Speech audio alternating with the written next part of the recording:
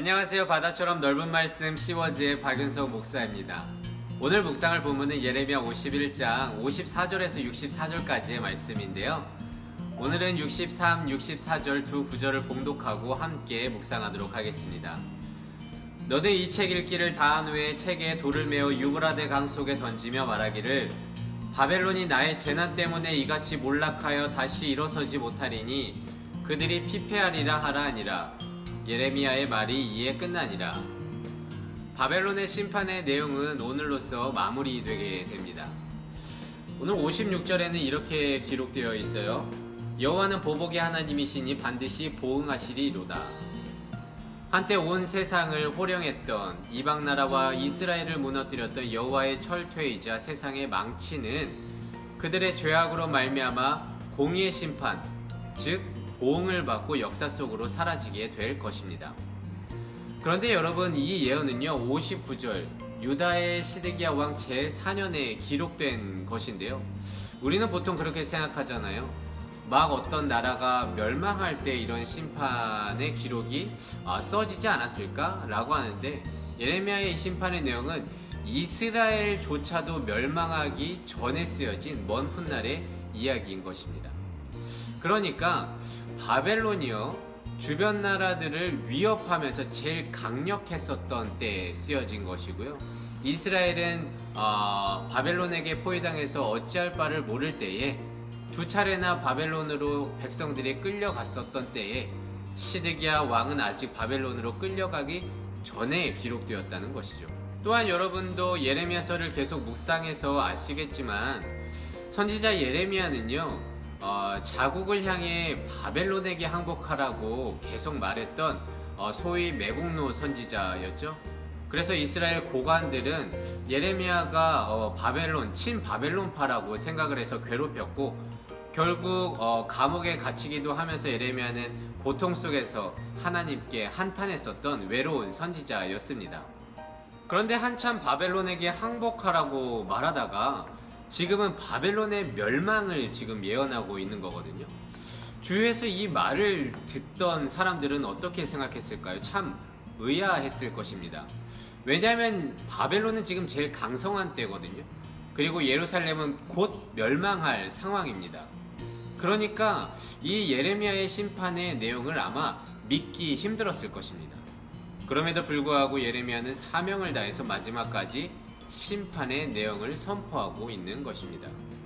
이 심판을 마친 후에 예레미야는 조공을 위해서 바벨론으로 파견될 병참감 스라야에게 이 예언이 기록된 책을 손에 꼭 쥐어지면서 다음과 같은 부탁을 하게 됩니다. 이 말씀을 61, 62, 63, 64절에 기록되어 있는데 제가 요약해서 한번 읽어볼게요. 스라야에게 말하기를 너는 바벨론에 이르거든 삼가 이 모든 말씀을 읽고 말하기를 여호와여 주께서 이곳에 대하여 말씀하시기를 이 땅을 멸하여 영원한 폐허가 되리라 하셨나이다 하라. 그래서 너는 이 책 읽기를 다한 후에 책에 돌을 메어 유브라데 강 속에 던지면서 64절 바벨론이 몰락하여 다시 일어서지 못할 것이다 라는 것을 말해달라는 거예요. 그러니까 그거 포로된 유다 백성들에게 예레미야의 이 말씀을 선언하고 이 책을 돌에 메어 유브라데 강 속에 던져 넣으면서 바벨론이 책과 함께 가라앉을 것을 상징적으로 보여줄 것을 당부합니다. 여러분, 다시 한번 이 상황을 상상하면서 정리해 볼게요. 예레미야의 이방 나라의 심판을 듣게 될 청중은 누구이냐? 현재 예언을 하고 있을 때 주위에 있었던 유다인들이겠고요. 그리고 스라야를 통해서 포로된 유다 백성들일 것입니다. 그리고 그 후에는 돌에 메어 유브라데 강 속에 그 책을 던져 넣게 되니까 결국에는 그 속에 쓰여 있던 심판 내용의 대상자 이방 나라들과 바벨론은 이 이야기를 듣지 못하게 된다는 뜻입니다. 여러분, 이상하죠? 이 심판의 말을 들어야 할 정작 그 대상들은 듣지 못한다는 거예요. 우리는 그렇게 생각하잖아요. 이 말을 듣고 회개해서 돌아와야 할 텐데 이렇게 생각할 수도 있겠지만 오히려 여기서 하나님의 의도가 선명하게 드러납니다. 그러니까 애초부터 이 심판의 말씀은 이방 나라가 아닌 이스라엘 백성만을 위해서 기록된 것임을 우리는 알게 되는데요. 다른 말로 표현하자면 하나님은요, 우상을 섬기면서 교만하게 행동했던 이방 나라의 심판에 관심이 있는 것이 아니라 애초부터 하나님의 관심은 오직 자신이 선택한 이스라엘 백성뿐이었습니다.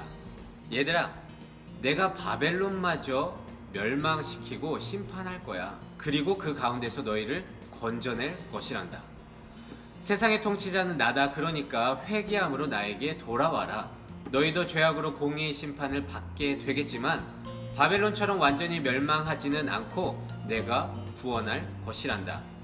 그렇게 하나님은 엄중하지만 희망의 목소리로 자신의 뜻을 가르쳐 주는 듯 합니다.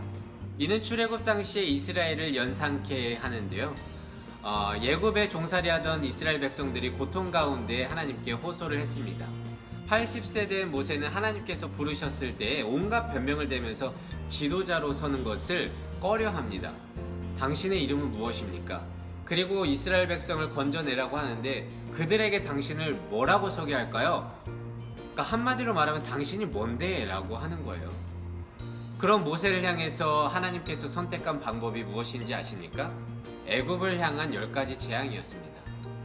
우리는 그 재앙을 하나님께서 애굽을 향한 심판의 메시지로만 받아들이지만 하나님을 의심하는 모세와 그리고 아직 하나님을 잘 모르는 백성들을 향해서 하나님이 어떠한 분이신지 알려주는 그리고 믿게 하려는 하나의 과정이자 설득이었다는 거죠. 하나님의 관심은요, 우상을 섬기는 애굽을 무너뜨린 데 있는 것이 아니었습니다. 오로지 언약 가운데에서 구원해낼 모세와 이스라엘에게 있었던 것이죠. 내가 이런 하나님인데 나와 언약을 맺고 나만 믿으면 좋겠구나 하고 말씀해 주었다는 것입니다. 예레미야는 바벨론에게 항복하라며 자국의 멸망을 이야기한 것 같았지만 심판 가운데서도 백성 삼으신 이스라엘만을 바라보시면서 내가 이 세계 통치자다. 모든 나라들은 내 손 안에서 심판을 받을 것이다. 그러니 이들을 의지하지 말고 우상도 섬기지 말며 회개함으로 내게 돌아오라. 나만 믿으라. 그렇게 자녀 삼으신 이스라엘을 구원코자 자신의 계획을 말해주는 사랑의 하나님을 우리는 보게 됩니다. 예레미야의 마지막 예언을 통해 우리는 기억해야 합니다.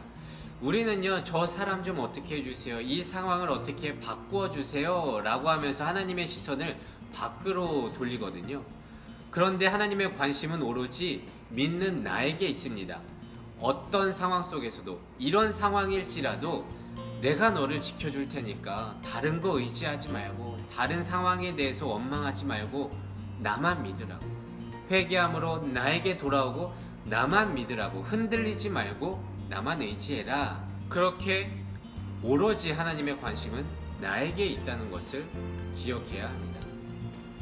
이처럼 바벨론의 심판은 이스라엘만 바라보면서 자신의 뜻을 미리 알려주신 위로의 말씀인 것입니다. 그래서 오늘은 이렇게 기도하길 원합니다. 하나님, 오로지 자신의 자녀 삼으신 그 백성들에게만 관심을 가지면서 자신의 계획을 말씀해 주신 것처럼 위기의 가운데 불안하게 살고 있는 우리들에게도 하나님의 계획을 말씀해 주시옵소서.